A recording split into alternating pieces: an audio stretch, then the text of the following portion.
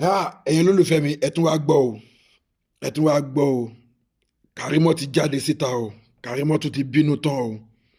Kàrímọ́ tún ti tú àwọn àṣírí kan o ó tún ti tú àwọn àṣírí o ó ní àwọn mẹ́ta ni wọ́n mọ̀ nípa ikú Mohbad àwọn mẹ́ta ó ní àwọn mẹ́ta ni wọ́n mọ̀ nípa ikú Mohbad o ǹjẹ́ ṣé àwò àwọn mẹ́ta wo ni wọ́n mọ̀ nípa ikú Mohbad ìgbà tí mo tiẹ̀ ń gbọ́ tó sọ̀rọ̀ yẹn tó dárúkọ àwọn mẹ́ta yẹn inú tèmi tiẹ̀ ti dùn pé yes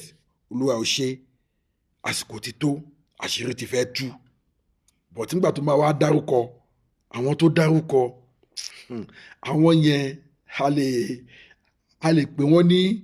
lè pè wọ́n ní báwo ni mo ṣe lè put ẹ̀ nà a lè sọ wípé ignorance òun ni ó ń bá àwọn yẹn jà torí àwọn tó dárúkọ yẹn at the end of the day a rí wípé àwọn gangan ọkọ ni wọ́n ṣe ikú pa Mohbad but wọ́n mọ àwọn tó wà nídìí ẹ̀ ẹni àkọ́kọ́ tó kọ́kọ́ dárúkọ ó ní ìyá Mohbad ó mọ ikú tó pa ọmọ ẹ̀ ó ní ẹ̀gbọ́n Mohbad tó ń pè ní Blessing ṣé Blessing náà yà Blessing ó ní àti àdúrà ó ní àwọn mẹ́tẹ̀ẹ̀ta yẹn àwọn nìkan wá ikú Mohbad sí lọ́wọ́ èmi wá rí i pé bó ṣe ń sọ̀rọ̀ yẹn bí ìgbà tábà sọ wípé ó ń pèèyàn sí àkíyèsí wípé àwọn yẹn wọ́n mọ àwọn tó ṣe okùnfà bọ́n ṣe gbẹ̀mí Mohbad àǹtá bá dẹ̀ ní ká dálẹ̀ ká tún ṣà lóòótọ́ tá a bá wò lóòótọ́ gbogbo àwọn tó dárúkọ yìí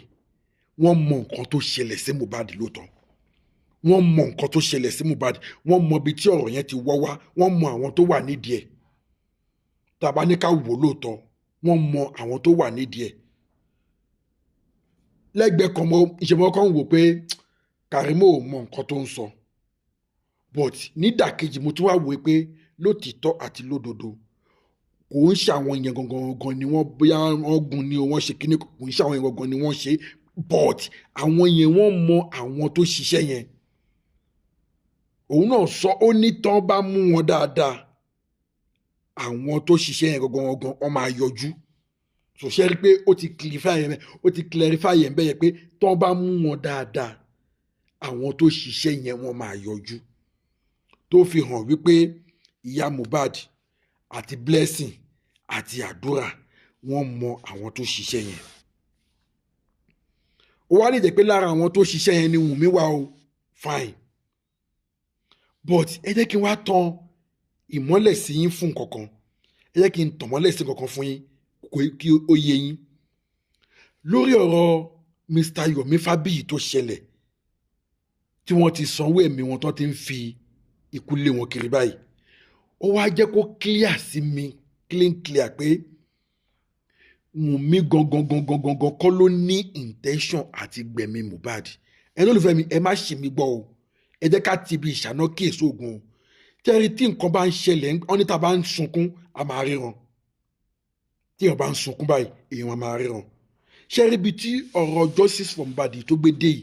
ẹ̀yin náà wo iye àwọn tó ti withdraw lẹ́nu iṣẹ́ yìí ẹ wo iye àwọn tó kù ẹ wo Yomi Fabiyi tó tún wọlé ní ọ̀sán gan ẹ wo òun ló ti jápa yìí available flight ló mú kò ní Naija torí pé kí ni information ti kàn lára wípé wọ́n ti sanwó ẹ̀mí ẹ̀ ṣé ẹ ti wá rí i pé kò ń ṣe Wùnmí gangan òun ló determine láti gba ẹ̀mí Mohbad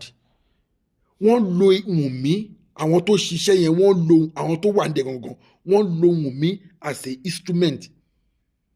láti get Mohbad ni Wùnmí lè níwà tiẹ̀ ó lè níwà burúkú ti tiẹ̀ ó lè já ọmọ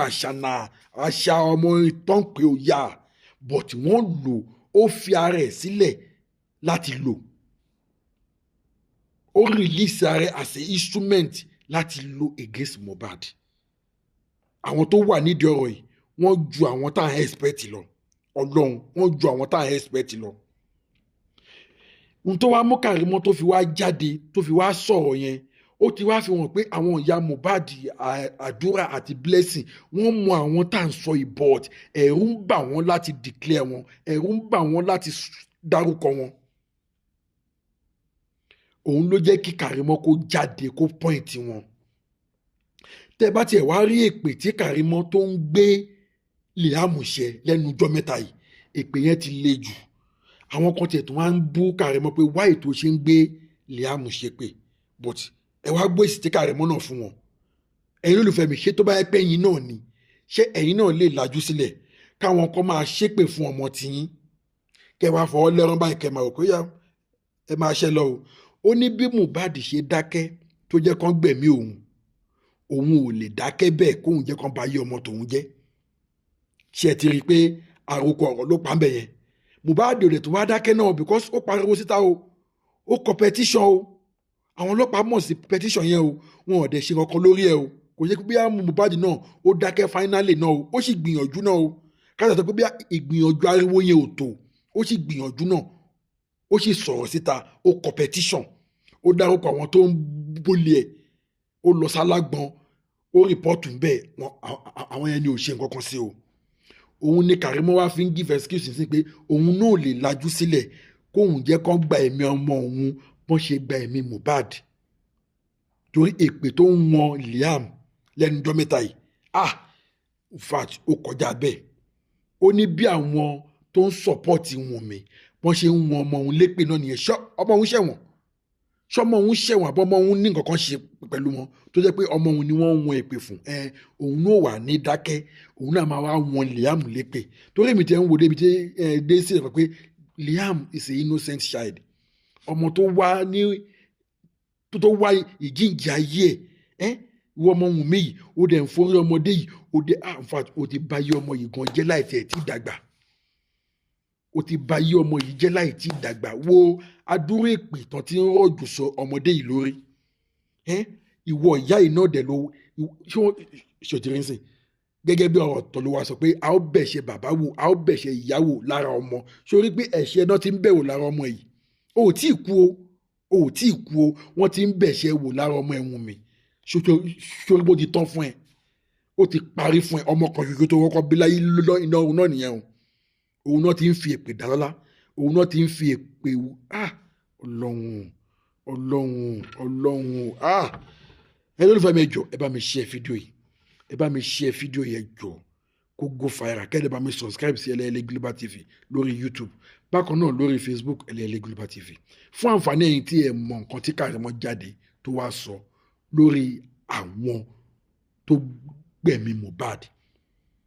ó ní ìyá Mohbad mọ̀ ń pa ẹ̀ àdúrà mọ̀ ń pa ẹ̀ blessing mọ̀ ń pa ẹ̀ so mí ni pé àwọn yẹn mọ àwọn tó ṣiṣẹ́ yẹn ó lè má jẹ́ wọn gangan ni wọ́n fọ ara wọn gbẹ̀mí Mohbad but wọ́n mọ àwọn tó ṣiṣẹ́ yẹn but látàrí pé wọ́n ti ń dẹ́rù bà wọ́n bóyá wọ́n dẹ̀ ti promise wọn lówó I don't know ẹ wo nǹkan tó tún ṣẹlẹ̀ sí Yomi Fabiyi bóyá irú nǹkan báyẹn náà ni wọ́n ti fi dẹ́rù bà ìyá Mohbad náà àti àdúrà àti blessing yẹn tí kò jẹ́ kán lè sọ̀rọ̀ irú Nàìjà wo la wà báyìí irú ìlú wo la wà báyìí ìlú Nàìjà ti wá di ìlú bẹ̀rù ìlú Nàìjà ti di ìlú bẹ̀rù ẹ̀yin tó lè fẹ́ justice for Mohbad ẹ jẹ́ ká múra o wọ́n ń lérí pé àní rí justice gbà wọ́n dẹ̀ ti ń roku ẹ o ẹ má jà ká gbà fún wọn o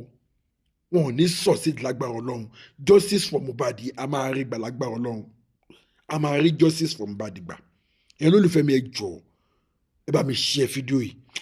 kẹ́ẹ̀dẹ̀ bá mi subscribe ṣé ẹ̀rọ tẹ́ fi subscribe yẹn ẹ̀ ní fi gbọ́mọ sí lágbára Èdùmàrè ẹ bá mi subscribe lórí YouTube Ẹlẹ́yẹlé Global TV bákan náà lórí Facebook follow Ẹlẹ́yẹlé Global TV ọ̀rọ̀ tí Karimo jáde tó wá sọ nìyẹn o tó dẹ̀ tó ń wọn Liam lépè tó ń bá sọ pé èèyàn ń wọ̀nyàn ní èpè gidi ni o ẹlẹ́dàá wo ò ní gbàbọ̀dé o ẹlẹ́dàá gbogbo ẹ̀yin tẹ́ ń wó mi yìí ò ní gbàbọ̀dé lórúkọ Jésù ẹ ṣàmì àdúrà ẹ jọ̀ọ́ bá mi share fídíò yìí èmi ọmọ yín náà ní Ẹlẹ́yẹlé Global TV tá a bá tún gbọ́ any news a tún máa mú wa báyìí tí Mr. Yomi Fabiyi mo ti sọ fún yín tí Karimo tún lélẹ́yìí tó tó àṣírí àwọn tó mọ̀ ń pa bí Mohbad ṣe kú